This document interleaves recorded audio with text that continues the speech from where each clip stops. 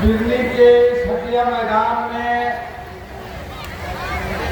इस चुनावी सभा में मौजूद भाकपा माले के महासचिव कॉमरेड दीपांकर जी, सभी सभा को संबोधित करके गए कांग्रेस के प्रदेश अध्यक्ष राजेश ठाकुर जी, हमारे बीच यहाँ मौजूद राजद के नेता पूर्व विधायक आदरणीय गौतम सागर राणा जी, मंच पर मौजूद हमारे इंडिया गठबंधन के कांग्रेस, झारखंड मुक्ति मोर्चा, राजद, भाकपा माले के तमाम नेतृत्वकारी साथीगण और यहाँ पे मौजूद हमारी तमाम माँ बहनें, तमाम नौजवान दोस्तों, तमाम मजदूर किसान भाइयों और जहाँ तक हमारी आवाज़ जा रही है इस पुलौनिया बाजार के तमाम व्यवसायी भाइयों, सम्मानित नागरिकों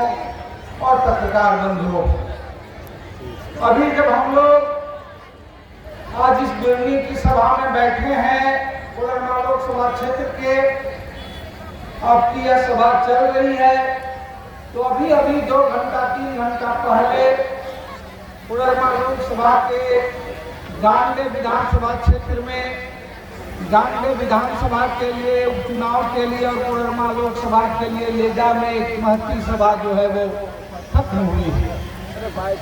आज अभी यह जब सभा प्रारंभ हुई है तो अभी आपके ही धनवार विधानसभा में भी एक सभा जो है प्रारंभ हो रही है, जिसमें भाग लेने के लिए अभी हमारे महासचिव राज धनवार पहुंचे हैं और हमारे साथी कॉमरेड राजकुमार यादव जी वहां धनवार की सभा को संचालित कर रहे हैं। साथियों, हम तो कहना चाहते हैं, पिछले एक पखवाड़े से कोडरमा लोकसभा चुनाव के संदर्भ में मैं कोडरमा लोकसभा क्षेत्र के विभिन्न इलाकों में इंचार्ज, सतगावा, गांडे, बेंगाबाद, देवरी, हर जगह में विभिन्न इलाकों से, गाँव से और उन तमाम इलाकों में इंडिया गठबंधन के प्रत्याशी के रूप में तमाम माँ बहनों का, तमाम ग्रामीणों का, छात्रों, युवाओं का प्यार और समर्थन मिल रहा है। उन इलाकों में जहाँ शायद पहले गया भी नहीं था, उन जगह पे जहाँ लोगों ने शायद मुझे इससे पहले उन इलाकों में जहाँ देखा नहीं था, लेकिन तमाम चीजों के बावजूद उन तमाम ग्रामीणों के, माँ बहनों के, नौजवानों में एक आशा थी, एक उम्मीद थी।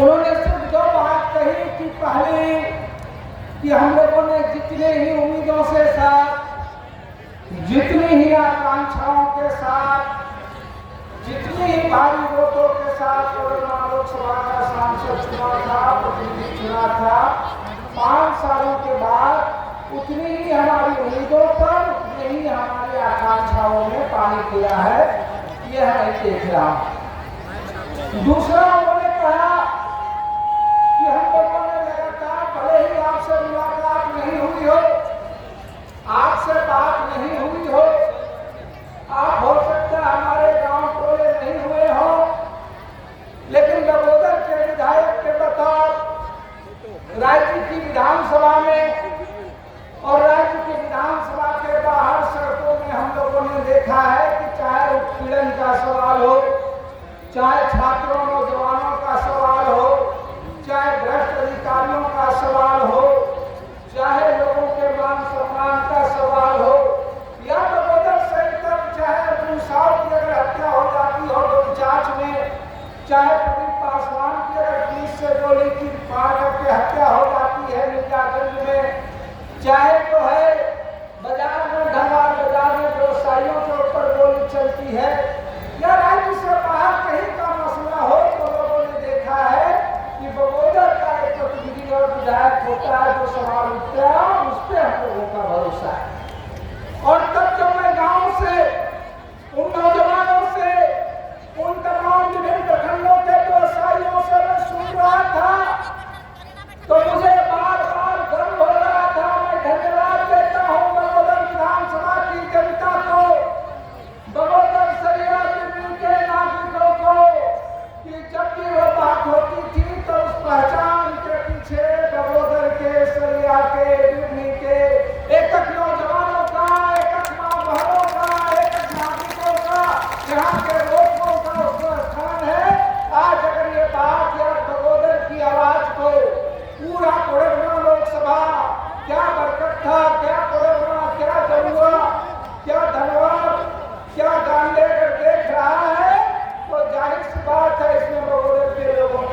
आसान है, मैं एक बार फिर से आपको धन्यवाद देता हूं।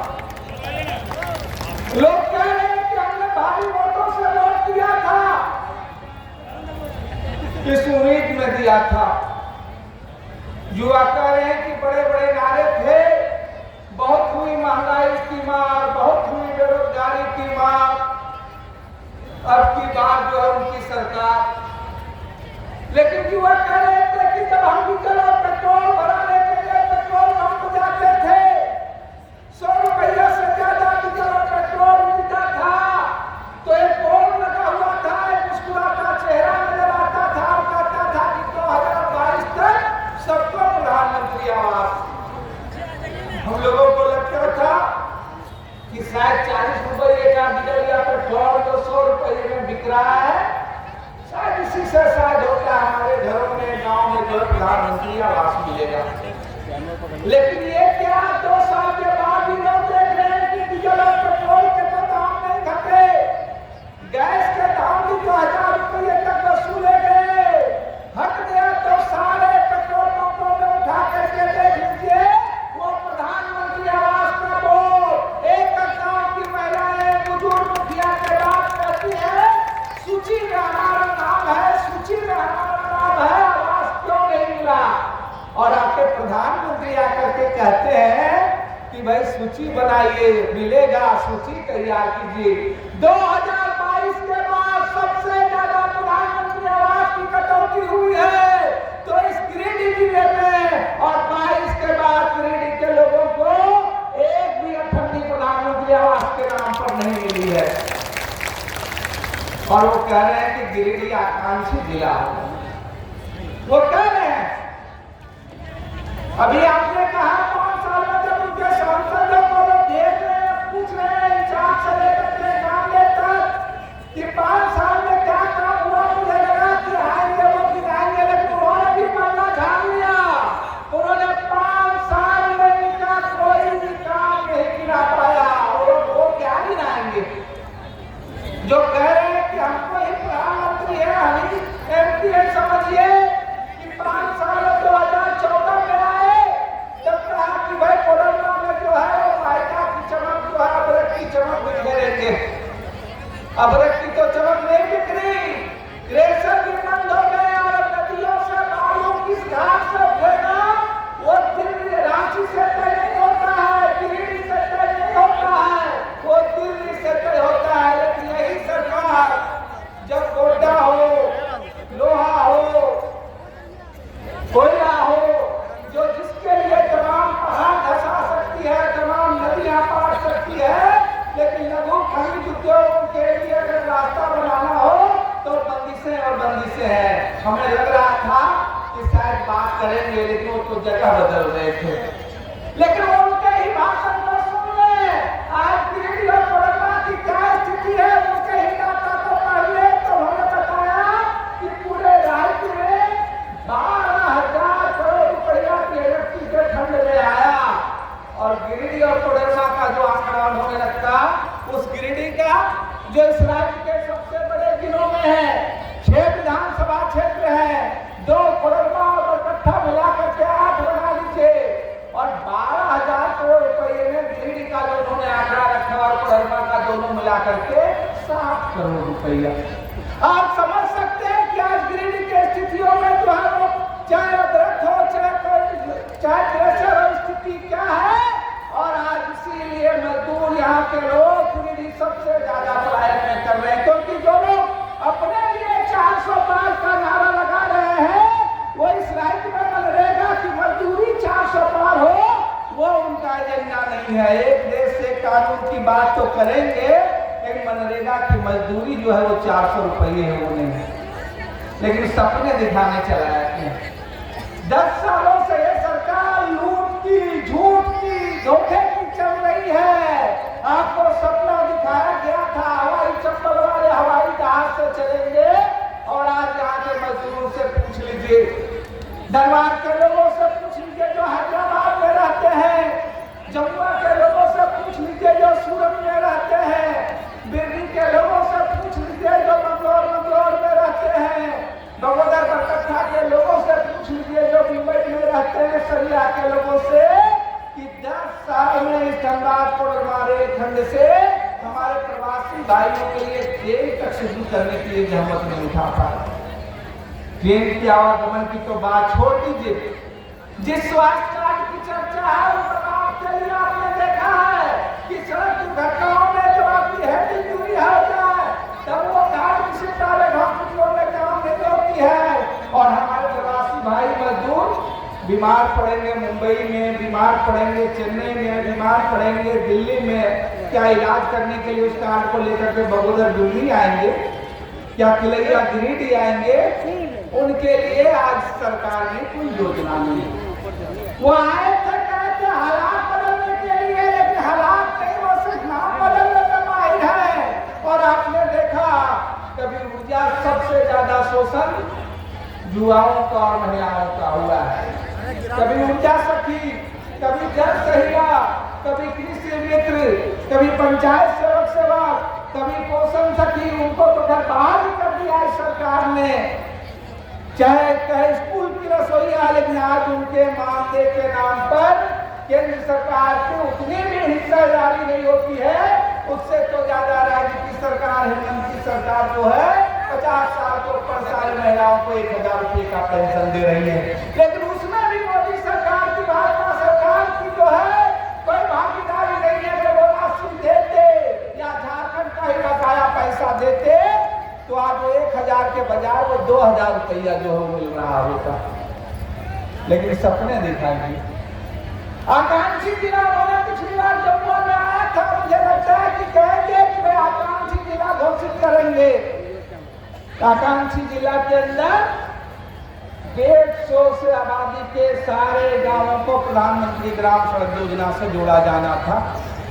लेकिन 2014 के बाद अगर आप देखेंगे तो आज गिरिडीह के 300 से ज्यादा, जबकि पहले मनमोहन जी की सरकार ने 90% पैसा दिल्ली देती थी, 10% इस राज्य को देना पड़ता था।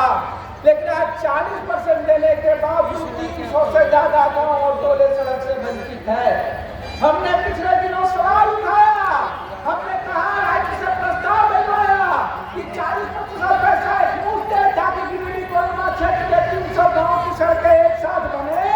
तो ये जवाब देते हैं कि आपकी गाड़ी जो है वो छूट गई। जो आपके सड़कों के नाम पर आपकी गाड़ी छोड़ाने की बात करते हैं, इस बार पड़ोगा लोकसभा में बता लेना है कि उनकी सांसद की कुर्सी छुड़वानी है। इस बार जो है पड़ोगा लोकसभा क्षेत्र से सड़कों की आवाज, संघर्षों की आवाज, हक अधिकार की आवाज जो है सांसद में पहुंचेगी। लेकिन कहते हैं कि बड़ा सीना है हमारा, बड़ी टूटी बोलती है। 15 लाख रुपया तो विदेशों से नहीं आया, वो तो अपना खाता भी दिखाने से कतरा रहे थे। आपकी गाड़ी लेने का सहारा में विभिन्न कंपनियों में जो पैसा था, आज वह भी लूट करके आप बेसहारा हो गए। लेकिन ये सरकार जो है आपकी राशि, आपके पैसे जो है वापस कराने की स्थितियों में नहीं है। हम करें इसलिए सोचने की जरूरत है, इसलिए बदलाव करने की जरूरत है, इसलिए कोरोना का सवाल आज सबसे बड़ा सवाल है। हम आप तमाम लोगों से, खास करके बगोदर विधानसभा के लोगों से कहना चाहते हैं कि आपने देखा है, ये जो आपने साल देखा है कि आप जो लगातार जो यहाँ से भारतीय जनता पार्टी के सांसद रहे हैं, सांसद से शिक्षा मंत्री तक का सफर हो गया। लेकिन स्कूल कॉलेज तो छोड़ दीजिए, यहाँ के सड़कों, विकास, तमाम चीजों में इनका कोई योगदान की तो बात दूर छोड़ दीजिए, ये सबसे अड़ंगा लगाने का काम कर रहे हैं। और अब जब चुनाव है, चुनाव में जब लोग हिसाब मांग रहे हैं, सवाल कर रहे हैं, तो उनके ऊपर नोटिस दिया जा रहा है, मुकदमे किए जा रहे हैं, उनको डराया जा रहा है। यही हमारा 75 साल का गणतंत्र है। इस लोकतंत्र के चुनाव में भी अगर जनता सवाल पूछ रही है, जनता के पत्रकार सवाल पूछ रहे हैं, तो उनके ऊपर मुकदमों का डर दिखाया जा रहा है। आप समझ जाइए वो किस लोकतंत्र को कहां पार ले जाना चाह रहे हैं। हम करें इसलिए आपको सोचने की जरूरत है। आज बगोदर विधानसभा में आपने कहा है और देखा है कि भाई कोई भी हो, अगर लड़ने वाला प्रतिनिधि हो, आपके हक अधिकार की प्रतिनिधि हो, वो लड़ेगा और लड़ करके हासिल करेगा। लेकिन इन बातों पे वो नहीं बोलेंगे। मैं आपके सड़क पे, शिक्षा पे, प्रवासी मजदूरों पे, आपके जो है यहाँ के कृषि को लेकर के चुनाव आएगा तो बस एक ही रट लगाएंगे, धर्म का, बाकी का। लेकिन इनसे पूछ लीजिए, वो सबकी रट लगा रहे हैं, इनके सांसद बने, इनके विधायक बने। अगर नागरिक सुविधाओं की बात हो जाए तो आप चाहे डबल सैनी चले जाइए, आप चाहे प्रतिभानाथ चले जाइए, आप चाहे रावता चले जाइए, आप चाहे हरिहर धाम चले जाइए, आप चाहे सोना पहाड़ी चले जाइए, आप चाहे खटिया पहाड़ चले जाइए, आप चाहे चिरवा शरीफ चले जाइए। नागरिक सुविधाओं के नाम पर उन स्थानों में इनके द्वारा 2 ईंटें तक नहीं दिखाई पड़ेगी। हासिल किया है तो आपने, हमने लड़कर के हासिल किया है, ये बदलाव की लड़ाई के लिए किया है। इसलिए हम लोगों से कहेंगे कि आज उस बदलाव के पक्ष में, आज उस अधिकार के पक्ष में आपको खड़ा होना है। हम यहाँ के लोगों से तमाम आपकी शिकायतें, आपके सवाल रहे हैं, लेकिन अगर दौड़िए, अगर इस बगोदर के विकास में, चाहे स्कूल हो, कॉलेज हो, शिक्षा हो, प्रवासी मजदूर हो, सड़कें हो, पुलिया हो, उनके योगदान में आज रत्ती भर में हिस्सा रहा होता तो आज बगोदर विधानसभा की जो है काया पलट गई होती। लेकिन आपने देखा, हिस्सेदारी की तो बात छोड़ दीजिए, चाहे वो अनुमंडल की लड़ाई हो, चाहे सड़कों की लड़ाई हो, तमाम जगहों पर जो है वो अड़ंगा लगाने का काम किया। आपने 5 साल जो है 4 इंजन वाला भी देख लिया कि 5 सालों में फिर जो है एक भी हाई स्कूल निर्मित नहीं हुए थे, एक भी प्लस 2 नहीं हुए थे, पुल पुलिया बनने बंद हो गए थे, सरिया में तो फाका ही था, बिरनी को मुश्किल से एक मिला। लेकिन आपने देखा, और मैं फिर कह रहा हूँ कि उस कोविड के दौर में, और अपने प्रतिनिधियों से तो पूछना ही चाहिए आपको, जब तमाम हमारे लोग उस लॉकडाउन में परेशान हो रहे थे, तमाम लोग जो अपने परिजनों से खो रहे थे, तब भी आपने देखा कि माले का रिश्ता, लाल झंडे का रिश्ता 5 साल में एक बार सिर्फ वोट लेने देने का रिश्ता नहीं है। उस हालातों में भी उन परिवारों से, लोगों के साथ खड़े होकर के आपके दुख में, दर्द में, उस कोविड की स्थितियों में भी खड़े होने का ये रिश्ते का नाम है झंडे में 3 तारा। और उस रिश्ते के नाम पर आज इंडिया गठबंधन के प्रत्याशी के रूप में मैं आपके सामने जो है मौजूद हूँ। इस कोविड के दौरान भी आज उसी बिरनी में 1 दर्जन से ज्यादा पुल बन रहे हैं। आज सिर्फ बराकर में जो है 4-4 पुल बन रहे हैं, बगोदर हो, सरिया हो।